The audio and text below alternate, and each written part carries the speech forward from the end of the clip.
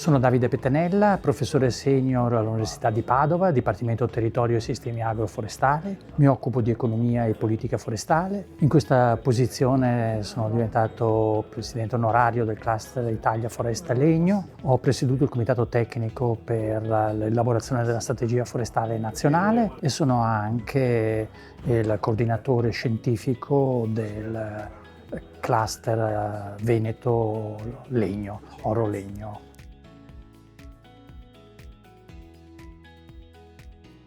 I segmenti che richiedono interventi più urgenti sono quelli a monte.